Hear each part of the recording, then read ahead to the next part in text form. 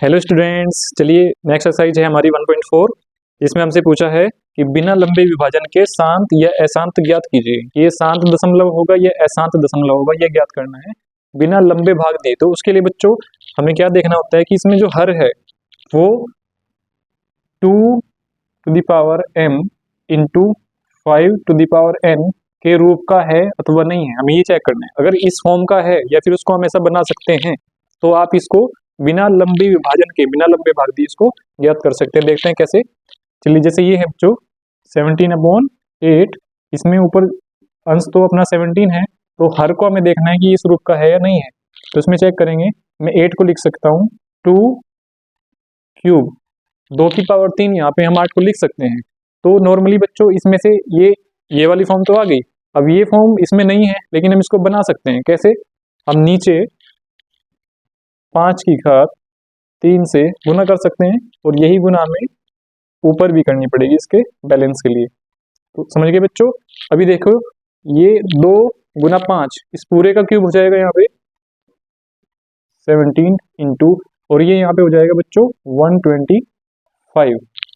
तो नीचे हो गया अपना 2 इंटू 5 क्यूब, और इसका मल्टीप्लाई करके बच्चों आपका हो जाएगा 17×5 = 5 आएगा, 17 दूनी 34, 42 2 हो जाएगा, और 17 कम 17 और 4 21 यहाँ पे हो जाएगा, और 2 गुना 5 10 होता है जो क्यूब हो जाएगा। तो बच्चों आपने देखा कि ये जो है 2125, और क्योंकि इसके नीचे जीरोज वाला नंबर आ गया, कितनी जीरो वाला?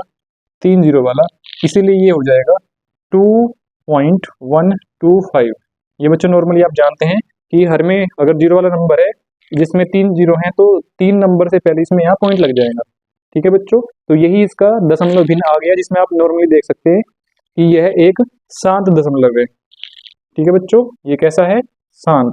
और ये सिर्फ पूरा कैलकुलेट करने से नहीं, ये हमें यहीं पे पता चल जाता है कि अगर इसमें 2 टू द पावर m और 5 टू द पावर n की फॉर्म अगर बन रही है तो ये ओबियसली शांत दशमलव होगा। अब बच्चों इसमें चेक करते हैं, मैंने ये भी एक इसका पार्ट लिया है, आई थिंक ये 5th पार्ट है आपके एक्सरसाइज का। तो इसमें बच्चों हम देख पा रहे हैं 77/210 जो है, इसको भी हम ऐसे अभाज्य गुणनखंड करेंगे तो देखते हैं इसमें ये क्या बन पाता है। इसमें बच्चों चेक करेंगे 210 के अभाज्य गुणनखंड 2 से डिवाइड करेंगे तो एक हम 2 5 10, फिर ये 2 से नहीं हो पाएगा तो 3 से करेंगे, 3 3 9, 3 5 15, अब 35 के लिए 5 से करेंगे, 5 7 35, अब 7 के लिए 7 से होगा तो 7 1 7। तो यहाँ बच्चों जो हमारे घनिष्ठ गुणनखंड आ रहे हैं इसके, तो लिख देंगे 2 गुना 3 गुना 5 गुना 7। अब बच्चों यहाँ पे प्रॉब्लम है कि अगर यहाँ 2 और 5 होता, चाहे वो कितनी बार होता उसकी पावर बन जाती, लेकिन यहाँ पे 3 और 7 भी है, तो ये 2 to the power m and 5 to the power n की फॉर्म नहीं बनाता है। तो यहीं से पता चल जाता है कि ये अशांत होगा। फिर हम इसको थोड़ा कैलकुलेट कर लेते हैं। ये बच्चों 2 5 जा 10 होगा, 7 3 जा, ये 7 से इसको डिवाइड कर लेंगे तो ये जो है 11 बनेगा, 11/5 2 जा 10 इंटू ये हो जाएगा आपका 3, राइट। अब आप देखेंगे कि इसको जब डिवाइड करेंगे तो ये बनेगा 1.1, क्योंकि 10 से डिवाइड किया अपॉन 3, तो जब इसको डिवाइड करेंगे तो ये बनेगा आपका, तो 3 6 18, फिर से 2 बचेगा, फिर उसका 20 बनेगा, 3 6 18, तो ये 6 यहाँ पे रिपीट होता जाएगा बच्चों, जिसको हम लिख देते हैं 0.36 बार रिपीटेशन के लिए। तो जिसमें नंबर रिपीट हो रहा है वो रुक नहीं रहा है, चलते जा रहा है, इसलिए उसको हम अशांत बोलते हैं, नॉन टर्मिनेटेड। तो ये बच्चों आपका अशांत हो जाएगा, ये कैलकुलेटेड है और यहीं से हमें पता लग जाता है। जिसमें ये फॉर्म नहीं आ रही है तो वहीं आप बता सकते हैं, अगर एमसीक्यूज में आ रहा है तो डायरेक्ट बस इसको देख के आप इसको टिक कर सकते हैं। ओके बच्चों, और इसमें बाकी के पार्ट इसमें इसी तरह से हो जाएंगे, वो आपको कर लेने हैं। कोई प्रॉब्लम आएगी तो कमेंट कीजिएगा। हेलो स्टूडेंट्स, नेक्स्ट चैप्टर हमारा है बहुपद, इसको इंग्लिश में कहते हैं पोलिनोमियल्स। चलिए बच्चों, बहुपद की आपको छोटी छोटी डेफिनेशंस जो है आपके लिए एक्सरसाइज से पहले समझना जरूरी है, वो मैं आपको थोड़ा रिकॉल करा देता हूँ। बच्चों बहुपद का मतलब सिंपली हो गया कि जिसमें बहुत सारे पद हैं, ऐसा व्यंजक कोई भी लिखा हुआ है जिसमें बहुत सारे पद हैं उसको बहुपद बोलते हैं नॉर्मली।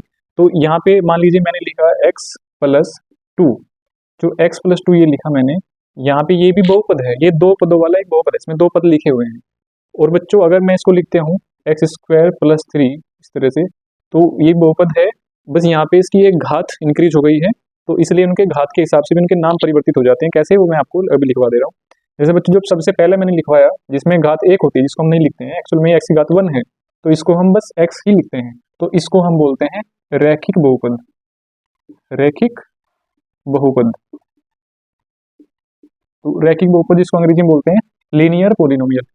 और ये बच्चों जो दो घात वाला हो गया, तो रैखिक के बाद अब जो घात है उनके घात के हिसाब से ही, अब घात के अनुसार उनके नाम आ जाएंगे।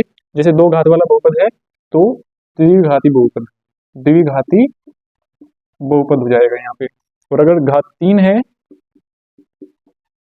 तो उसी के अकॉर्डिंग उसका जो नाम हो जाएगा ये हो जाएगा त्रिघाती बहुपद, त्रिघाती बहुपद। और बच्चों अब आप कहेंगे कि अगर उसमें घात ना हो, जिसमें घात नहीं है, मीन्स अगर वो कोई खाली नंबर लिखा है, मान लीजिए लिखा है 5, तो हम इसको भी एक बहुपद कह सकते हैं। बट ये क्या है, ये है एक नियतांक बहुपद, नियतांक बहुपद। क्योंकि बच्चों बाकी सब में तो वेरिएबल है, ये कांस्टेंट है, तो इसलिए इसका नाम हो जाता है नियतांक बहुपद। आई होप डेफिनेशन ये आप समझ गए होंगे छोटी छोटी। बच्चों अब हम देखते हैं कि शून्य कैसे ज्ञात करते हैं। जैसे मान लीजिए आपसे पूछा है कि 2x माइनस 3 का शून्य ज्ञात कीजिए, नॉर्मली ये पूछ लिया। तो बच्चों शून्य से मतलब जिस नाम से आपको समझना है कि ऐसी वैल्यू इसमें ज्ञात करनी है जिसको पुट करने से ये पूरा जो बहुपद है वो जीरो हो जाता है, शून्य हो जाता है। तो बच्चों इसको जीरो ही करना है, क्योंकि हमें जीरो निकालना है। हमने इसको मान लिया कि जीरो के बराबर है, तो किस वैल्यू पे जीरो के बराबर है वही यहाँ से फाइंड आउट करना है। तो उसके लिए बच्चों हम पक्षांतर करते हैं, लेफ्ट हैंड साइड चीजें उधर ले जाते हैं, क्योंकि हमें यहाँ पे x की वैल्यू निकालनी है। तो आप देख रहे होंगे सबसे पहले हम -3 को उधर ले जाएंगे, तो ये हो जाएगा 2x will be equal to, ये -3 उधर जाके +3 हो जाएगा।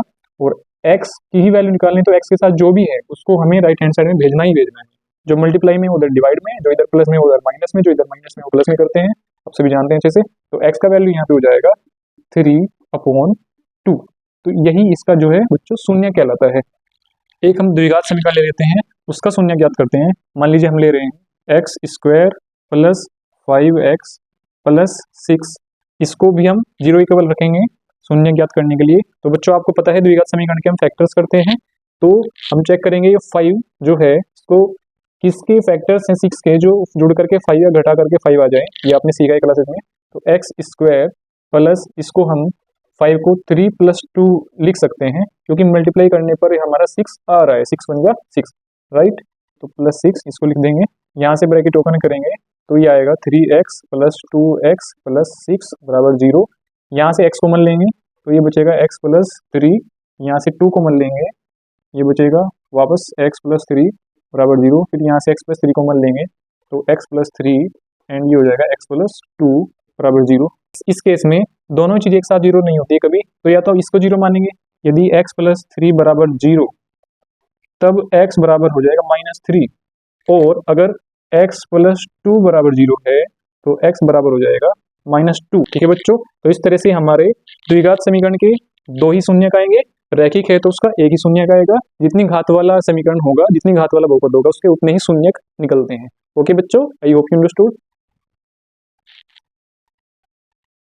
एक सवाल बच्चों आपसे पूछा जाता है, कोई भी ग्राफ दे दिया जाता है इस तरह से, तो मान लीजिए इन्होंने ये ऐसे बना दिया। इसमें पूछा जाता है कि ग्राफ देकर के पूछ देते हैं कि शून्यकों की संख्या बताइए। तो इसमें बच्चों अगर आपसे पूछ रहा है शून्यक अगर x के पदों में है, तो आपको x एक्सिस पे देखना है कि ये ग्राफ कितनी जगह उसको क्रॉस कर रहा है, इंटरसेक्ट कर रहा है या काट रहा है। तो 2 जगह काट रहा है, तो इस ग्राफ से आप बता देंगे कि यहाँ शून्यकों की संख्या 2 है। और वही चीज अगर ये y के पदों में पूछे, y का पोलिनोमियल हो, तो y एक्सिस को कितनी जगह से ये काट रहा है उतना ही उसके शून्यकों की संख्या हो जाएगी। आपको पता है ये x एक्सिस होता है, ये y एक्सिस होता है। इसी एक्सरसाइज ये जो 2.1 है, इसी में बच्चों आपसे पूछ ले रहा है कि ग्राफ की मदद से इसका नाम भी बताइए, जैसे ये कौन सा बहुपद है। तो मैंने आपको बताया जितनी घात होगी उतनी इसमें शून्यंक होते हैं, तो जितने शून्यक उतने ही वो द्विघाती होगा या त्रिघाती होगा, शून्यकों से ही पता चल जाता है। तो यहाँ पे बच्चों आप देख पा रहे होंगे इसमें 2 शून्यक है, तो ये द्विघाती बहुपद का ग्राफ है, द्विघाती बहुपद। अगर यहाँ पे किसी भी ग्राफ को ये 3 जगह से कट करे तो इसका मतलब ये त्रिघाती बहुपद हो जाएगा नॉर्मली। ये बहुत छोटी एक्सरसाइज है, इसमें दो ही तरह के सवाल है, आप लोग कर लेंगे। ओके, बच्चों नेक्स्ट एक्सरसाइज 2.2 की तरफ चलते हैं, जिसमें आपसे द्विघात समीकरणों के बारे में पूछा गया है। इसमें किस तरह के सवाल आपको दिए गए हैं, जैसे एक सवाल है आपका x square minus 2x minus 8 बराबर 0 के आपको शून्यकों का योग एवं शून्य को गुणनफल बताना है और उनकी सत्यता की जांच भी करनी है। इस तरह से दिया है, इसको कैसे करते हैं देखेंगे बच्चों। सबसे पहले हम उसी तरीके से इसके शून्य निकालते हैं, इसके फैक्टर करके, क्योंकि 4 की 2 में गुना करेंगे 8 आ जाएगा और 4 में 2 घटाएंगे तो -2 आ जाएगा। तो इसको मैं लिख सकता हूँ x square minus 4x plus 2x minus 8 बराबर 0, क्योंकि बच्चों -4x प्लस 2x -2x ही हो जाता है। अब यहाँ से मैं x कॉमन ले ले रहा हूँ तो x माइनस 4 प्लस यहाँ से 2 कॉमन ले ले रहा हूँ तो x माइनस 4 ही यहाँ पे बचता है। ये हमेशा यहाँ पे सेम चीजें बचनी चाहिए, इसलिए यहाँ से हम इसको कॉमन ले सकते हैं। ये बचेगा x प्लस 2। अब बच्चों इसमें शर्त क्या है कि या तो ये 0 होगा या फिर ये 0 होगा, तभी जाके ये शून्य किसके निकलते हैं। अब इसके शून्य नॉर्मली क्या हो जाएंगे बच्चों, x माइनस 4 बराबर 0 से x बराबर 4 और x प्लस 2 बराबर 0 से x बराबर -2 यहाँ से निकल के आता है। तो बच्चों ये तो हमारे शून्य निकल के आ गए। अब जो वो शून्यकों के योगफल और उनके गुणनफल के संबंध की जांच करने को कह रहा है, वो कैसे करते हैं बच्चों, आपको पता है ये इक्वेशन कैसे बनता है। ये बनता है एक्स स्क्वायर माइनस शून्यकों का योगफल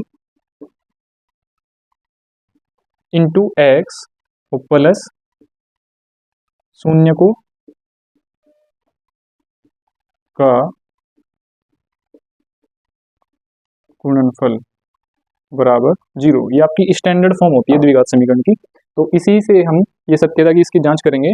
देखो बच्चों शून्यकों का योगफल यहाँ आना चाहिए। अब शून्य हमारे क्या है 4 और -2। तो बच्चों देखिए क्या एक्स स्क्वायर माइनस, ये माइनस बाई डिफॉल्ट यहाँ लगेगा, तो शून्यकों का योगफल 4 प्लस ये -2 ऑलरेडी है तो यहाँ पे ये -2 हो जाएगा, ठीक है बच्चों, और इंटू एक्स आएगा प्लस शून्यकों का गुणनफल यानी कि 4 गुना -2 ये होना चाहिए, 4 गुना -2 बराबर 0। तो अब देखेंगे क्या यही इक्वेशन हमारी बन के आती है। तो एक्स स्क्वायर, अब ये 4 और 2 इसमें से जाएगा तो +2 यहाँ पे बचेगा, लेकिन इस माइनस की वजह से ये -2x हो जाएगा। वो प्लस 4 की 2 में गुना करेंगे तो -8 आएगा, -8 बराबर 0। और आप देख पा रहे होंगे यही इक्वेशन हमारी आ गई जो इन्होंने हमसे पूछी थी, ठीक है बच्चों। तो इसी तरह से इसकी सत्यता की जांच भी हो जाती है। इसी तरह से आपको इसके बाकी क्वेश्चन कर लेने हैं बच्चों। You can take screenshot now. तो बच्चों इसका जो दूसरा क्वेश्चन है उसमें पहले क्वेश्चन के ऑपोजिट टाइप से पूछा है कि शून्यकों का योग और शून्यकों का गुणनफल जो है उसने दिया हुआ है और आपको द्विघात समीकरण बना करके इनको देनी है। तो देखिए बच्चों वही जो स्टैंडर्ड फॉर्म है हम उसी को लिखेंगे एक बार। क्या होती है एक्स स्क्वायर माइनस शून्यकों का योगफल इंटू एक्स होता है बच्चों यहाँ पे, और प्लस शून्यकों का गुणनफल, शून्यकों का गुणनफल तो बराबर यहाँ पे होता है बच्चों 0, ठीक है बच्चों। इसमें हम जो वैल्यूज हमारे पास इन्होंने दी है उसको पुट कर देंगे। तो एक्स स्क्वायर बाई डिफॉल्ट यहाँ रहेगा एक्स स्क्वायर माइनस शून्यकों का योगफल क्या है बच्चों 1/4, 1/4 यहाँ पे शून्यकों का योगफल है, इसके साथ आएगा एक्स प्लस प्लस यहाँ पे शून्यकों का गुणनफल क्या दिया हुआ है -1। इसने बोला है शून्य को योग व गुणनफल क्रम से, तो ये क्या है गुणनफल है, तो शून्य को गुणनफल -1 और बराबर 0, ठीक है बच्चों। ब्रैकेट वगैरह ओपन करेंगे, इसका एलसीएम लेंगे तो ये 4 बच्चों आपके यहाँ पे आएगा 4x स्क्वायर माइनस 1x जो है वो x हो जाएगा, और जो प्लस माइनस है ये माइनस हो जाएगा, -4 की मल्टीप्लाई इधर भी हो रही है -4 and will be equal to 0। तो यही आपका रिक्वायर्ड द्विघात समीकरण है बच्चों, ठीक है बच्चों। इसी तरह से इसके बाकी पार्ट्स के भी द्विघात समीकरण आपको बना लेने हैं। आपसे एक सवाल ये त्रिघाती बहुपद का शून्य ज्ञात करने के लिए पूछ लेता है। इसमें बच्चों हम कैसे करते हैं, पहले तो आपकी इसकी स्टैंडर्ड फॉर्म पता होनी चाहिए। मान लीजिए इसके 3 शून्यक अल्फा बीटा और गामा हैं, तब इसकी जो स्टैंडर्ड फॉर्म होती है वो होती है x³ minus alpha plus beta plus gamma into x square plus alpha beta plus beta gamma plus gamma alpha into x minus alpha beta gamma equals 0। ये बच्चों यहाँ से स्टैंडर्ड फॉर्म होती है, जिसमें ये वही है मूलों का योगफल, यहाँ है मूलों का गुणनफल और ये गुणनफल योगफल होता है बीच वाला। तो इसने सवाल में बोला है कि इसके शून्य ज्ञात कीजिए, और अगर वो a माइनस बी ए और a प्लस बी के जैसे हैं तो a और b के मान ज्ञात करने हैं बच्चों। तो चलिए बच्चों देखते हैं कैसे। हमें पता है कि अल्फा बीटा गामा की जगह हमारे पास इन्होंने दिया है a माइनस बी ए और a प्लस बी। तो मूलों का जो योगफल है वो एक्स स्क्वायर का गुणांक होना चाहिए। तो मूलों का योगफल हमारा यहाँ पे जो है वाई स्क्वायर का गुणांक है 3। तो यानी कि इनका जो योगफल है वो 3 होना चाहिए। तो हम देखते हैं a minus B plus A plus A plus B, इन तीनों का जो योगफल है वो इस स्टैंडर्ड फॉर्म के अकॉर्डिंग होना चाहिए यहाँ पे 3। ओके बच्चों, इसको थोड़ा सोल्व करेंगे। यहाँ पे b से b कैंसिल हो जाता है और a जो है वो यहाँ पे 3 बार है तो 3 हो जाएगा। तो 3a equal to 3 and a बराबर यहाँ से 3 से 3 कैंसिल होकर आता है 1। तो a की जो वैल्यू 1 आई, इसमें हम अब दूसरी कंडीशन लगाएंगे मूलों का गुणनफल वाली। तो इन तीनों का जो गुणनफल होगा वो हमारे यहाँ क्वेश्चन में अकॉर्डिंगली 1 है। जो इसके कंपेयर करेंगे, इससे कंपेयर करेंगे तो -1 आएगा।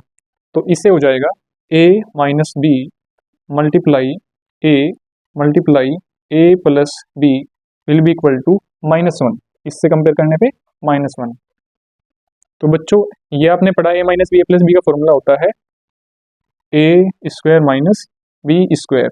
ये a यहाँ पे एज इट इज और इसको गुना करके बन गया a square minus B square बराबर -1। अब a की वैल्यू बच्चों हमारे पास ऑलरेडी है जो है 1, तो इसको तो रखेंगे 1, इस पर कोई फर्क नहीं पड़ेगा। ये भी हो जाएगा 1 square minus B square will be -1। ये 1 उधर जाएगा, ये 1 से कोई फर्क यहाँ पे नहीं पड़ेगा। तो ये हमारा हो जा रहा है 1 माइनस बी स्क्वायर बराबर -1। तो ये 1 जब इधर आएगा तो ये हो जाएगा बच्चों यहाँ पे का माइनस बी स्क्वायर, ये 1 उधर जाएगा बराबर हो जाएगा -2, राइट।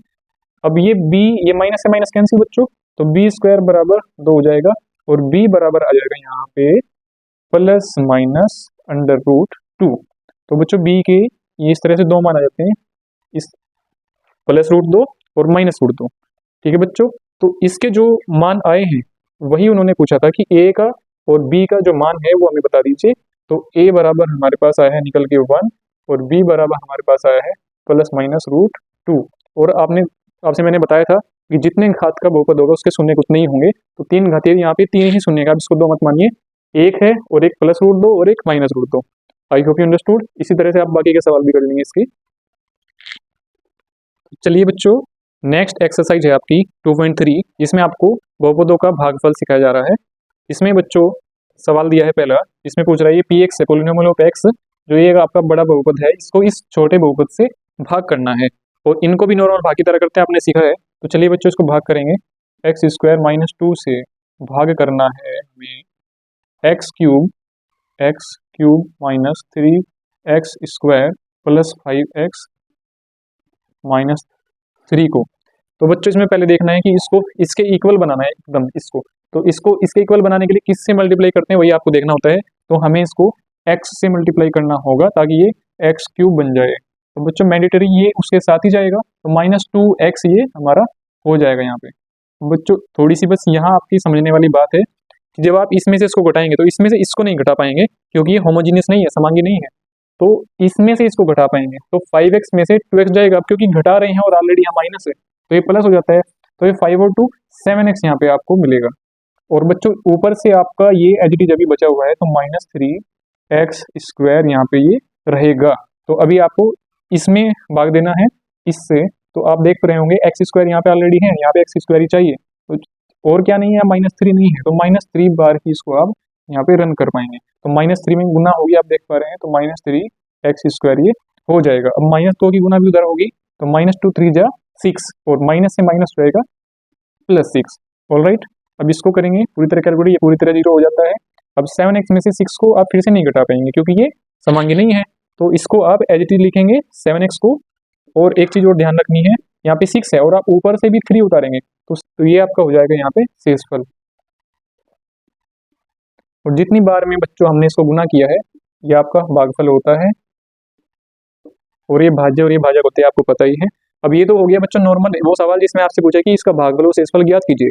कुछ सवाल ये ऐसे दे देता है, ऐसे बहुपद दे करके कि इसमें से क्या घटाएं कि यह एक्स स्क्वायर माइनस 2 से पूरी तरह विभाजित हो जाए। तो बच्चों आप नॉर्मली देख पाएंगे, सोच पाएंगे कि अगर इसमें से 7x + 3 ही घटा दें, उसका मतलब हुआ कि शेषफल 0 बचेगा। तो शेषफल 0 बचेगा मतलब पूरी तरह से विभाजित हो रहा है।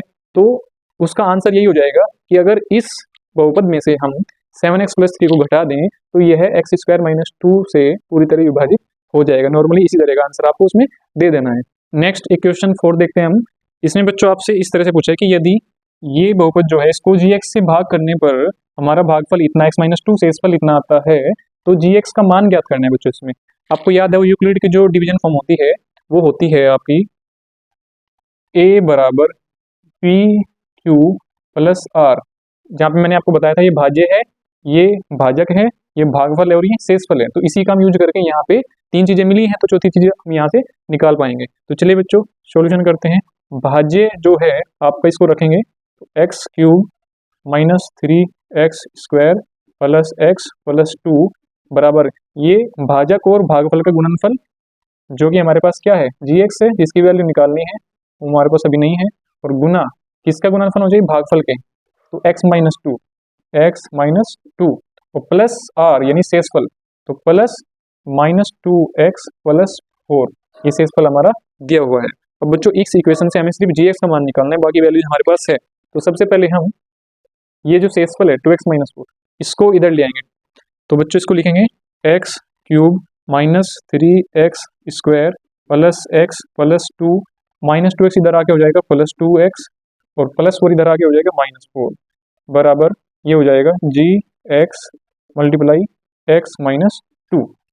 इसको सोल्व करेंगे बच्चों, यहाँ पे देख लेंगे ये x से ये 2x है तो ये आपका 3x हो जाएगा, ये 2 - 4 है तो ये -2 बचेगा। तो लिखेंगे x³ - 3x² + 3x - 2 बराबर gx × x - 2। अब वैल्यू gx की निकालनी है तो ये बच्चों इसके अपॉन में जाएगा, तो यहाँ से बच्चों हो जाता है हमारा x³ - 3x² + 3x - 2 upon x - 2 बराबर gx। अब बच्चों इस बात का क्या मतलब है कि gx का मान क्या होगा कि अब आपको इस बहुपद को x - 2 से भाग करना है।